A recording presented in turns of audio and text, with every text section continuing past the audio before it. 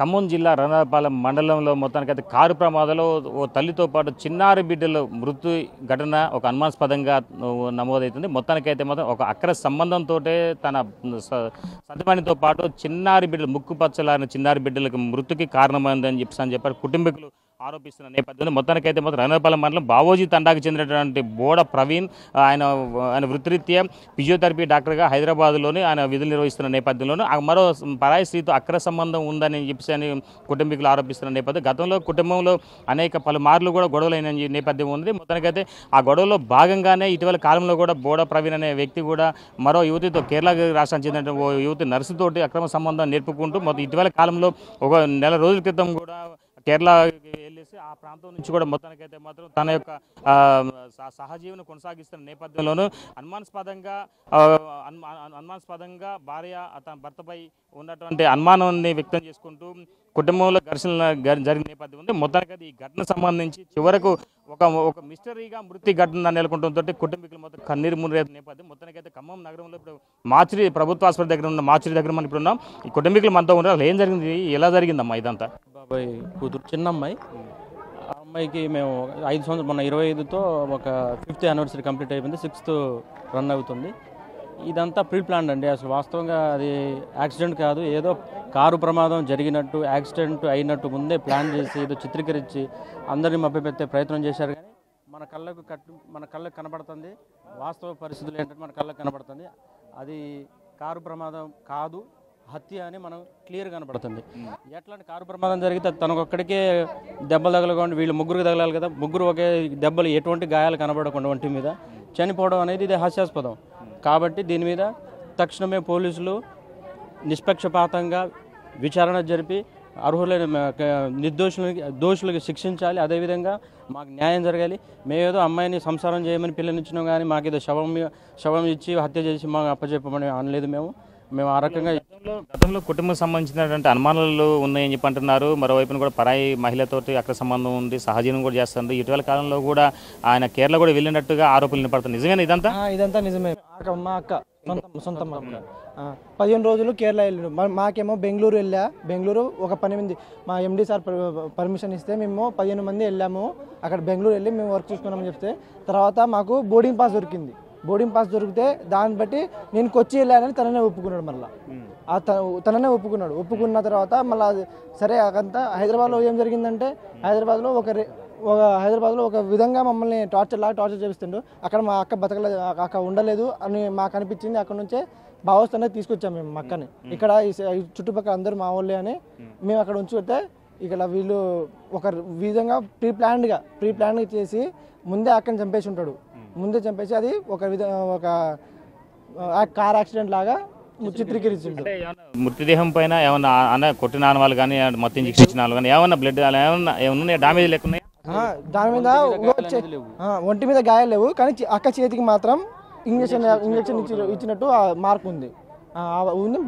సరే car accident అయితే అందరికి 4గురికి దెబ్బలు తగలాలి, మళ్ళీ వీళ్ళ 3గురికి తగలే, బావకు మాత్రం తగిలింది. అది ఎందుకు? ఆయన దర్జాగా ఆరోగ్య హాస్పిటల్లో ఐసీ బెడ్రూమ్లో కూర్చొని ఏసీలో ఉండి నిల్చుంటాడు, కూర్చుంటాడు, పడుకుంటాడు, తాగుతాడు, తింటాడు, అంతా దర్జాగా మాట్లాడుతాడు, లేచి మాట్లాడుతాడు. ఇప్పుడు దెబ్బలు తగిలిన వాళ్ళు చావలేదు, బతికే ఉన్నాడు, మంచిగా ఉన్నాడు ఏసీ రూమ్లో. అసలు దెబ్బలు తగలని ఎట్లా చనిపోతారండి? ఇదంతా మనకి కరెక్ట్గా కనబడుతుంది కదా. ఆయన ప్రీ ప్లాన్డ్గా కావాలనే ఇదంతా ముందే ప్లాన్ చేసుకొని ఇదంతా హత్య చేసి ఇదంతా కారు ప్రమాదంగా చిత్రీకరించే ప్రయత్నంలో మనకి అది కనబడతా ఉంది క్లియర్గా. కాబట్టి మనం దీన్ని అసలు ఇంటర్నల్ డిస్టర్బెన్స్ ఉంది, వాస్తవంగా ఉంది. అది కేరళ అమ్మాయిలతో అక్కడ హాస్పిటల్లో ఏదో అమ్మాయితో అక్రమ సంబంధం పెట్టుకున్నాడు, ఇదంతా జరుగుతుందని. సరే ఏదన్నా వాళ్ళ భార్య భర్తలు కూర్చొని పరిష్కరించుకోవడం, లేదంటే అబ్బాయి తల్లిదండ్రులు వచ్చి కూర్చొని పరిష్కరించే విధంగా వాళ్ళు చేసుకుంటారు అనుకున్నారు. కానీ వాళ్ళ ప్లాన్లు ఫెయిల్ అయిపోయినాయి. కాకపోతే వాళ్ళు ఈ రకంగా మనం ఈరోజు ఈ హాస్పిటల్లో కూర్చొని మనం ఇట్లా కలుసుకుంటాం అనుకోలేదు. మన ఈ దురదృష్టవశాత్తు మనం ఇట్లా కలుసుకుంటున్నాం. కాబట్టి మేము ఏదో ఆయనకి శవం ఏదో మా అమ్మాయిని చంపారు బాబు అని ఆయన చేతిలో పెట్టలేదు. మేము ఏదో సంసారం చేసి మంచిగా పిల్ల పాపలతో 100 ఏళ్ళు బతుకుతారు, 100 ఏళ్ళు బతుకుతారని ఇచ్చాము మేము. కానీ ఇట్లా చేయడం అనేది కరెక్ట్ కాదు. ఇది మా ఇంట్లో ఆడపిల్లలు జరిగింది కాదు, ఏ ఇంట్లో ఆడపిల్లలు కూడా జరగడానికి వీల్లేదు. ఏ ఇంట్లో ఆడపిల్లలు ఇట్లాంటి జరిగితే మాత్రం కఠినంగా శిక్షించాలి, వాళ్ళు శిక్షించబడాలి. ఆ ప్రవీణ్కి ఉరి శిక్ష విధించాలి. అదేవిధంగా ప్రసాద్, మంగిలాలు, అఖిల్ వీళ్ళు ముగ్గురికి కూడా ప్రైమ్ సస్పెక్ట్స్ కఠిన కారాగార వీళ్ళు మమ్మల్ని నమ్మించారు. వీళ్ళు ముగ్గురు వాళ్ళు ముందే ప్లాన్ చేసుకున్నారు. కానీ మాకు నమ్మించారు వాళ్ళు. మేము మీ అమ్మాయి బాగానే ఉంది, మీ అమ్మాయికి ఏం కావట్లేదని. వీళ్ళు ముగ్గురు మెయిన్గా అఖిల్ వాళ్ళ నాన్న ఇంకా ఈ ప్రసాద్ రామనగర్ తండ. వీళ్ళు ముగ్గురు ఒక విధంగా మమ్మల్ని తీసుకొచ్చారు. మమ్మల్ని బాగానే ఉన్నారు, బాగానే బతుకుతున్నారు. అందరు ఇక్కడ బాగానే 17 days ఉన్నారు. ఇక్కడే 17 days బాగానే ఉన్నారు చెప్పుకొని వచ్చారు. తీరా బర్త్డే వాళ్ళకి 26న వాళ్ళ మ్యారేజ్ డే. కేక్ కట్ చేయించుకోవడానికి నేను వస్తా అక్క, నేను వచ్చి బండి మీద వచ్చి కేక్ కట్ చేయించుకొని నేను తీసుకెళ్తా ఎక్కడైనా మళ్ళీ తీసుకొచ్చి డ్రాప్ చేసేస్తా అని చెప్తే, లేదు బావా నన్ను అక్కడ తీసుకెళ్తాను ఇక్కడ తీసుకెళ్ళాలని చెప్పిండు. కానీ తర్వాత ఫోన్ చేస్తే ఎక్కడికి తీసుకెళ్ళలేదు. సరే నెక్స్ట్ రోజు నేను వచ్చేస్తారా అని చెప్పింది అక్క. సరే ఆయన ఏమో సరే నేను వచ్చి తీసుకొస్తా అక్క, నేను బండి మీద తీసుకొస్తా అని చెప్పా. అయితే వద్దు నువ్వు రావద్దు, ఎవడు రాను అన్నాడు. అలాగే అన్నాడు నాకు. అంటే ఇప్పుడు వాళ్ళ తల్లిదండ్రులు అంటే అబ్బాయి ఏదైతే ప్రవీణ్ ఉన్నారో వాళ్ళ కుటుంబీకులు ఎవరు వచ్చారు ఇక్కడ ఎవరు రాలేదు. ఇప్పటివరకు ఎవరు రాలేదు. మేము పొద్దున్న నుంచి పోలీసులకి ఫిర్యాదు చేస్తూనే ఉన్నాం. నిన్న నైట్ నుంచి చేస్తూనే ఉన్నాం. కానీ ఇప్పటివరకు రెస్పాండ్ అవ్వట్లే. మమ్మల్ని ఆపుతున్నారు. ఇంకా మేము మా అక్క, మా పెద్దక్క, నేను, మా పెద్దనాన్న కొడుకులు 2, ఒక అక్క, మా బాబాయ్కి 2 కొడుకులు. మా ఫ్యామిలీకి 2 అక్కలకు నేను మిగతా వాళ్ళ పెద్దక్క పెళ్ళి అయిపోయింది. మా పెద్దక్కకి 2 బాబులు. ఈ మిస్టరీ ఏంది, ఈ మృతికి గల కారణాలు ఏంటి? చాలా అనుమానాలు వ్యక్తం అవుతున్నాయి అంటారు. అక్కడ సంబంధం అంటున్నారు. అసలు మీ డెత్కి సంబంధించి ఎలాంటి దెబ్బలు కూడా లేవు అంటున్నారు. అసలు మీరు ఎలా చూసుకోవచ్చు మీ చెల్లి విషయం? నేను హైదరాబాద్లో దిల్సుఖ్నగర్లో ప్రిపేర్ అవుతూ ఉన్నాను సార్. దిల్సుఖ్నగర్లో ప్రిపేర్ అవుతున్నప్పుడు నేను వీక్లీ వన్స్ వాళ్ళ దగ్గర అవుతాను. వీళ్ళు అత్తాపూర్లో ఉంటారు. అత్తాపూర్లో అక్కడ జర్మంటెన్ అనే హాస్పిటల్లో ఫిజియోథెరపీ డాక్టర్గా చేస్తారు మా బావగారు. అయితే నేను వీక్లీ వన్స్ వెళ్ళినప్పుడు నేను గత 2 years నుంచి అక్కడే ఉంటాను సార్ వాళ్ళు. నేను అక్కడక్కడ అప్పుడప్పుడు వెళ్తూ ఉంటాను మధ్యలో. అంటే నాకు ఆరోగ్యం బాగాలేక అప్పుడప్పుడు ఏదో పోతూ ఉంటాను. ఆ టైంలో వాళ్ళు ఒక్కరోజు కూడా సంతోషంగా భోజనం చేయలేదు సార్. నేను వాళ్ళని మామూలుగా ఏందని పరామర్శించలేదు. ఎందుకంటే ఫ్యామిలీ గొడవలు కదా, చెల్లి ప్లస్ బావ కాబట్టి సర్దుబాటు చేసుకుంటారు.